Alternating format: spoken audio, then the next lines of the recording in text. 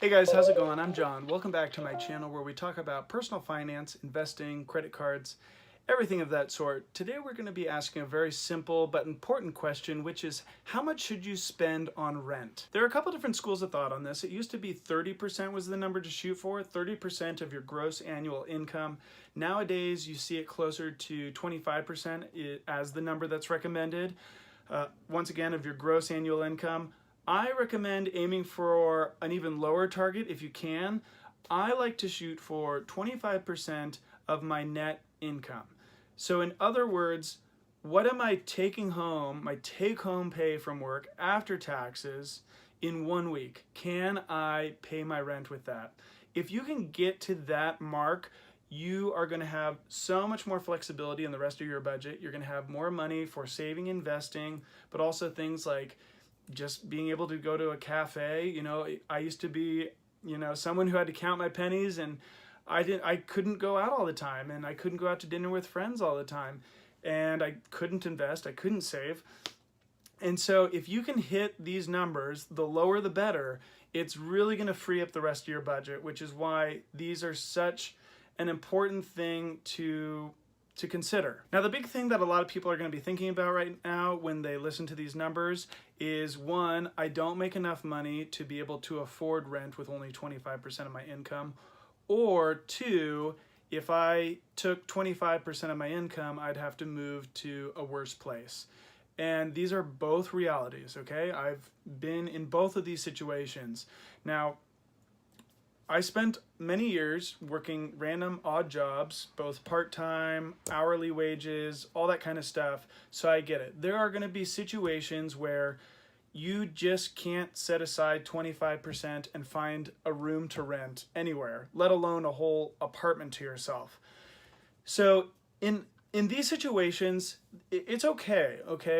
Like, that's reality. There are going to be people out there who are only making, $400 or $500 a week in cities like New York, where to get a bedroom, I mean, it would be tough nowadays to find something less than 700, or you could probably find something, but it would be hard. You'd have to know somebody.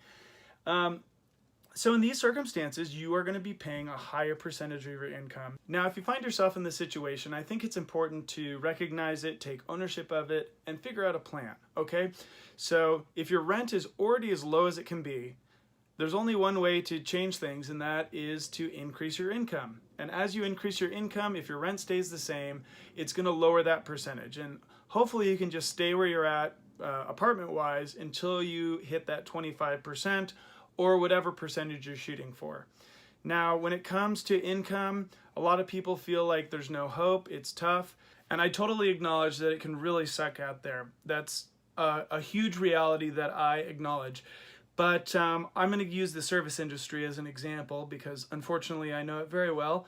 But let's say it's as simple as moving from being a host or a hostess up to a bar back, or a busser, or a food runner, or a waiter. Sometimes you have to change restaurants because they don't have the position available there. But I know in cities like, especially New York, a bigger city, there's so much turnover in places where, if you're willing to put in the time, you can get a couple part-time shifts here and there to increase your income a little bit. These things go a long way. And actually, going a step further, you can even work as a bartender some places. A lot of these hole-in-the-wall places, they'll all of a sudden have a job opening, and it comes down to whose friend is able to pick it up the quickest, okay? So if you're willing to really hustle, there are opportunities. Now, there are a lot of things outside the service industry that you'll be able to find online very easily. A big thing that you'll find online is flipping things, not real estate, but for example, going on Craigslist or Facebook and finding these free items that people are just trying to get rid of, and then flipping it for a profit. For example, let's say someone has to get rid of a desk chair and they don't have time to sell it, but you snatch it up for free on Craigslist, free items, and then you turn around and sell it for 20 bucks. That's free 20 bucks that you made. You just have to, invest your time in it. Another thing outside of that world, and if you don't want to get into that and Craigslist and all that weird stuff, maybe you can find an internship. If there's nothing paying you, maybe you just invest your time, and then hopefully in a month or two, it can lead to a higher paying position down the line. So some of it is the long game as well. There are a few different things.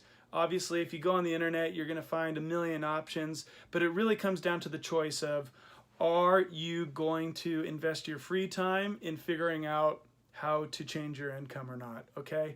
And that's a whole other subject. This is kind of a long tangent, but I wanted to provide some sort of constructive direction for people who may be in that situation with the lower income and no way around that higher percentage going to their rent.